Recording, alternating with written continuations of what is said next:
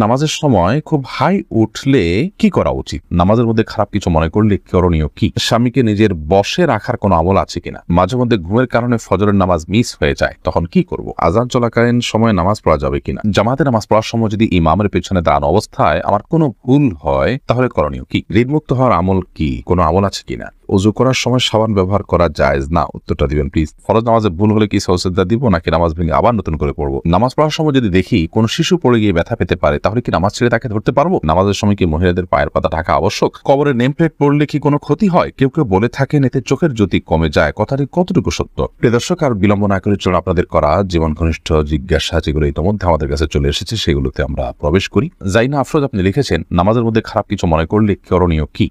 নামাজের মধ্যে খারাপ কিছু যদি কারোর মনে পড়ে, তাহলে সেক্ষেত্রে সাথে সাথে মনটাকে ফেরত নিয়ে আসবেন, এটাই মূল করণীয়, এবং সালারের মাধ্যমে আল্লাহ তাআলা মাফ করবেন। সাব্বির খান আপনি লিখেছেন, মাঝে মধ্যে ঘুমের কারণে ফজরের নামাজ মিস হয়ে যায়, তখন কি করব? ঘুমের কারণে হঠাৎ কালে ভদ্রে মিস হয়ে যেতে পারে নামাজ, তাহলে সেক্ষেত্রে যখন ঘুম ভাঙবে তখন আপনি নামাজ পড়ে নেবেন, কিন্তু নিয়মিত যদি এরকম হয় তাহলে সেটা দোষণীয়। এরপরে সোনিয়া আপনি লিখেছেন, আযান চলাকালীন সময়ে নামাজ পড়া যাবে কিনা? জি, আযান চলাকালীন সময় নামাজ পড়লে নামাজ হবে, কোনো অসুবিধা নেই। একদিকে আযান চলছে, অপরদিকে নামাজ পড়তে পারেন। তবে হ্যাঁ, আযান চলছে এই মুহূর্তে আপনি আযানের জবাব দিবেন, আযানের জবাব দিয়ে তারপর আপনি নামাজ পড়বেন, এটা উচিত। হ্যাঁ, আপনি আগে থেকে নামাজ শুরু করেছেন, এরপর আযান চালু হয়ে গেছে, কোনো অসুবিধা নেই, এতে আপনার কোনো গুনাহ হবে না। অথবা আপনি আযান শোনার পরও যদি নামাজ পড়েন, তাতেও আপনার নামাজ হয়ে যাবে, অসুবিধা নেই। হুমায়রা রহমান আপনি লিখেছেন, নামাজের সময় কি মহিলাদের পায়ের পাতা ঢাকা আবশ্যক? পায়ের তলার অংশ ঢাকতে হবে কিনা সেটার মত পার্থক্য আছে, এবং টাকার নিচের অংশ ঢাকতে হবে কিনা এটার মতো পার্থক্য আছে। অনেক লোক বলেছেন পুরো ঢাকতে হবে না, অনেক বলেছেন ঢাকতে হবে। ঢাকাটাই নিরাপদ, তবে পায়ের তলাও ঢাকতে হবে, এটি আবশ্যক অবশ্যই নয়। ওবায়েদ এআইডি থেকে আপনি লিখেছেন, জামাতে নামাজ পড়ার সময় যদি ইমামের পেছনে দাঁড়ানো অবস্থায় আমার কোনো ভুল হয়, তাহলে করণীয় কি? ইমামের পেছনে যদি আপনার ভুল হয়, দেখতে হবে ভুলটা কি ধরনের ভুল। যদি ফরজ তরক হয়ে থাকে, তাহলে আপনার সেটি আবার আদায় করতে হবে, পুনরায় সেই নামাজ রাকাত আবার পড়তে হবে, কারণ হলো ফরজ তরক হলে সেটি রিকভার করার কোনো সুযোগ নেই। ধরুন আপনি রুকুই করলেন না, রাকাতটা চলে গেল, সিজদাই করলেন না, রাকাতটা মিস হয়ে গেল, তাহলে তো ফরজ তরক হয়ে গেল, যদি আপনার নামাজ হবে না, এটা আবার পড়তে হবে রাকাত।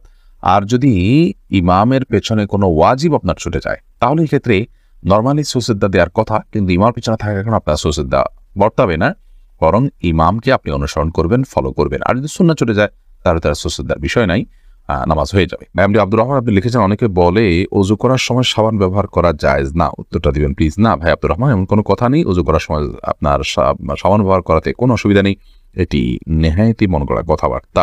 এসকে জুবাইর আপনি লিখেছেন, কবরের নেম প্লেট পড়লে কি কোনো ক্ষতি হয়? কেউ কেউ বলে থাকেন এতে চোখের জ্যোতি কমে যায়, কথাটি কতটুকু সত্য?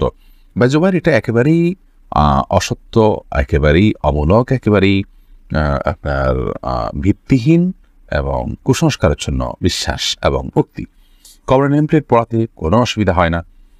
অন্য যে কোনো কিছু পড়লে যেরকম তার সাথে আপনার যে কোনো সাধারণ কোনো জায়গাতে আপনি কোনো মানুষের নাম লেখা আছে, তার জন্ম মৃত্যুর সন তারিখ লেখা আছে, এরকম কোনো কিছু দেখলে সেখানে যেরকম কোনো অসুবিধা নেই, কবরের নেম প্লেট পড়াতেও কোনো অসুবিধা নেই, এটা নেহায়েতই কুসংস্কার। মোহাম্মদ হোসেন আপনি লিখেছেন, ঋণমুক্ত হওয়ার আমল কি? কোনো আমল আছে কিনা? ঋণমুক্ত হওয়ার জন্য অনেকগুলো আমল, অনেকগুলো দোয়ার কথা আছে। এর মধ্যে থেকে একটি দোয়া খুব সহজ, সেটা হলো আল্লাহুম্মা কফিনি বিহালালিকা আন হারামিক ওয়া আগনিনি বিফদলিকা আম্মান সিওয়াক। আল্লাহ, আপনি আমাকে হারাম এর পরিবর্তে হালাল দিয়ে আমার জন্য আপনি যথেষ্ট হয়ে যান, হালাল যেন আমার জন্য যথেষ্ট হয়ে যায়, এবং আপনি ছাড়া অন্য কারোর উপর যেন আমাকে নির্ভর করতে না হয়, আপনি তার থেকে আমাকে অমুখাপেক্ষী করে দিন। এই দোয়াটি ঋণমুক্ত হওয়ার জন্য আমরা পড়তে পারি। এছাড়া আল্লাহ তাআলার কাছে সাধারণভাবে দোয়া করতে পারি। বিভিন্ন দোয়া আছে, আল্লাহুম্মা ফারিজাল হাম, দীর্ঘ একটা দোয়া আছে। এই দোয়াগুলো আমরা ঋণমুক্তির জন্য আল্লাহর কাছে বিশেষভাবে পেশ করতে পারি। তাছাড়া আরেকটা দোয়া আছে, আল্লাহুম্মা ইন্নী আউযু বিকা আল্লাহুম্মা ইন্নী আউযু বিকা মিনাল হাম্মি ওয়াল হাযান ওয়া আউযু বিকা মিনাল আজজি ওয়াল কাসাল ওয়া আউযু বিকা মিন গালাবাতিদ দাইনি ওয়া কাহরির রিজাল। এই দোয়ার শেষ অংশের অর্থ হলো ওয়া আউযু বিকা মিন গালাবাতিদ দাইন, আল্লাহ, ঋণের প্রাবল্য, ঋণের প্রাধান্য, যেটার কারণে আমার ঋণের বোঝা আমি নুয়ে পড়ি, এটা থেকে আমি আপনার কাছে পানাহ চাই। ওয়া কাহরির রিজাল, এবং মানুষজন আমার উপরে চড়াও হয়, এরকম কোনো পরিবেশ পরিস্থিতির মুখোমুখি হওয়া থেকে আমি আপনার পানাহ চাই। তো এই দোয়াটাও আমরা পড়তে পারি। ঋণ মুক্তির জন্য অনেকগুলো দোয়াই আছে, আমরা সেগুলো অনুসরণ করতে পারি। ইনশাআল্লাহ বিদিনিল্লাহ আমরা এটার উপর ভিন্ন কোনো একটা স্বতন্ত্র ক্লিপে কথা বলার চেষ্টা করবো, আল্লাহ তাআলা তৌফিক দান করে। উর্মি আক্তার উর্মি আপনি লিখেছেন, শুনেছি নর্মাল ডেলিভারিতে সব আছে, এই বিষয়ে একটু বলবেন কি? ডেলিভারি নর্মাল হবে নাকি অপারেশনের মাধ্যমে হবে, সেটা একান্ত আপনাদের নিজস্ব ব্যাপার। শরীয়তের ক্ষেত্রে কোনো বিশেষ কিছু ঠিক বা ধার্য করে দেয়নি।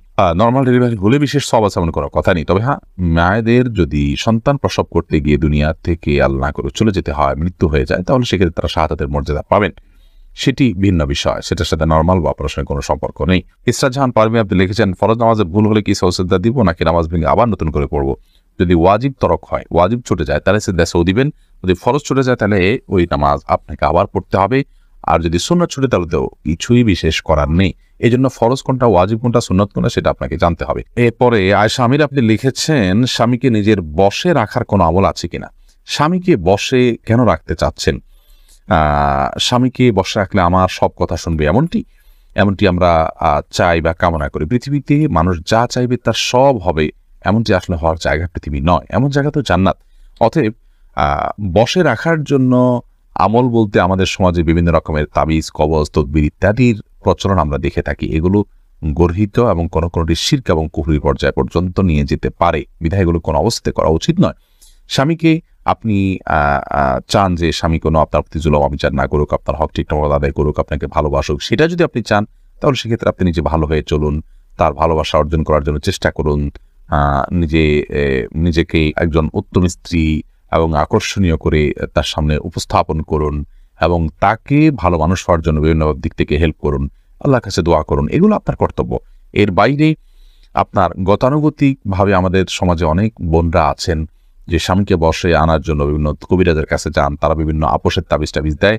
এগুলো গর্হিত কাজ এবং গুনাহের কাজ, কোনো ক্ষেত্রে ঈমান বিধ্বংসী কাজ হতে পারে এবং এর ফলশ্রুতিতে অনেক সময় ক্ষতির মুখোমুখি হয় মানুষ। বিধায় এগুলো করা উচিত নয়। মাসুম আহমেদ আপনি লিখেছেন, দেড়মোহর বেশি দিয়ে বিয়ে করেছি, আমার সবটুকু দেওয়ার মতো অবস্থানে এখন কি করতে পারি? স্ত্রীর কাছ থেকেই বোঝাপড়া করে মাপ চেয়ে নেবেন অথবা দীর্ঘমেয়াদে সেটা আদায় করার জন্য কোনো একটা প্ল্যান করবেন যে কিছু কিছু করে দিয়ে যাতে করে আদায় হয়ে যায়, সে চেষ্টা আপনাকে করতে হবে। মাসুম আক্তার আপনি লিখেছেন, সজদা দিতে ভুলে গেলে করণীয় কি?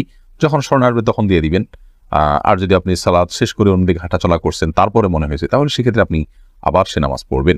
শারমিন নাইম আপনি লিখেছেন, নামাজ পড়ার সময় যদি দেখি কোনো শিশু পড়ে গিয়ে ব্যথা পেতে পারে, তাহলে কি নামাজ ছেড়ে তাকে ধরতে পারবো? যদি দেখেন যে সে ক্ষতিগ্রস্ত হতে পারে, বড় ধরনের ক্ষতিগ্রস্ত, বিশেষ করে জীবন হুমকির মধ্যে পড়তে পারে, এরকম পরিস্থিতি হলে অবশ্যই নামাজ পড়ে আপনি তার জীবন রক্ষা করবেন। শিশু শুধু নয়, যে কোনো মানুষের ক্ষেত্রে প্রযোজ্য। ধরুন আপনি নামাজে দাঁড়িয়েছেন, একজন মানুষ পানিতে পড়ে গেছেন, তিনি সাঁতার জানেন না, তিনি ডুবে মৃত্যুর মুখে পতিত হতে পারেন, আপনি তাকে বাঁচানোর সুযোগ আছে, তাহলে আপনি নামাজ ছেড়ে দিয়ে তাকে বাঁচাতে হবে। এটার ব্যাপারে সমস্ত ফুকাহা একরাম একমত। ঠিক একইভাবে একটা শিশু, সে যদি কোনো বিপদের মুখে পড়তে যাচ্ছে, আপনি দেখতে পাচ্ছেন যে মৃত্যুর মুখে পতিত হতে পারে, বড় ধরনের বিপদ হতে পারে, আপনি নামাজ ত্যাগ করে তাকে ধরতে পারেন, কোনো অসুবিধা নেই। আর যদি হালকা পাতলা ব্যথা পেয়েছে, মনে হয় যে অন্য কেউ হয়তো ধরবে, হয়তো একটু কান্নাকাটি করে ঠিক হয়ে যাবে, তাহলে সেক্ষেত্রে আপনি নামাজ ছেড়ে তাকে ধরা উচিত নয়। এরপরে নওশিন আক্তার আপনি লিখেছেন, নামাজের সময় খুব হাই উঠলে কি করা উচিত? নামাজের সময় যদি অনেক বেশি হাই উঠে, তাহলে আপনি যে কোনো সময় নামাজের বাইরে হাই উঠলে হাইটাকে বাধা দেওয়ার চেষ্টা করা উচিত। কারণ হাই তোলার মাধ্যমে আপনার শয়তান মানুষের ভেতরে প্রবেশ করার বিশেষভাবে সুযোগ লাভ করে থাকে এবং দুষ্টু জিনে আক্রান্ত মানুষগুলোকে দেখবেন যে খুব বেশি হাই তুলতে থাকে। আমি এরকম অনেক মানুষকে দেখেছি যারা দুষ্টু জিনের প্রভাবে প্রভাবিত, তাদের উপর দুষ্টু জিনের প্রভাব বেশি হওয়ার কারণে তারা এত বেশি হাই তোলেন যেটা স্বাভাবিক কোনো মানুষ হাই তোলে যে সেরকম কোনো বিষয় না। এই জন্য হাই তোলার এই সময়টাতে এই শয়তান মানুষের ভিতরে প্রবেশ করে, দুষ্টজিন প্রবেশ করে, সেজন্য এটাকে হাত দিয়ে বাধা দেওয়া উচিত। মুখের কাছে হাত বা কোনো কিছু নিয়ে গেলে কিন্তু হাইটা বন্ধ হয়ে যায়। নামাজের মধ্যে সেই কাজটা আমরা করতে পারি। তবে নামাজের মধ্যে হাই তোলার পর এমনি বিশেষভাবে নামাজের মধ্যে হোক, নামাজের বাইরে হোক, কোনো অবস্থাতেই বিশেষ কোনো দোয়া নেই। লা হাওলা ওয়ালা কুওয়াতা ইল্লা বিল্লাহ আমরা অনেকে পড়ি, এটা পড়তে হবে হাই তোলার পর, এরকম কোনো বাধ্যবাধকতা নেই। বরং আপনি হাত দিয়ে সেটাকে বাধা দেওয়ার চেষ্টা করবেন।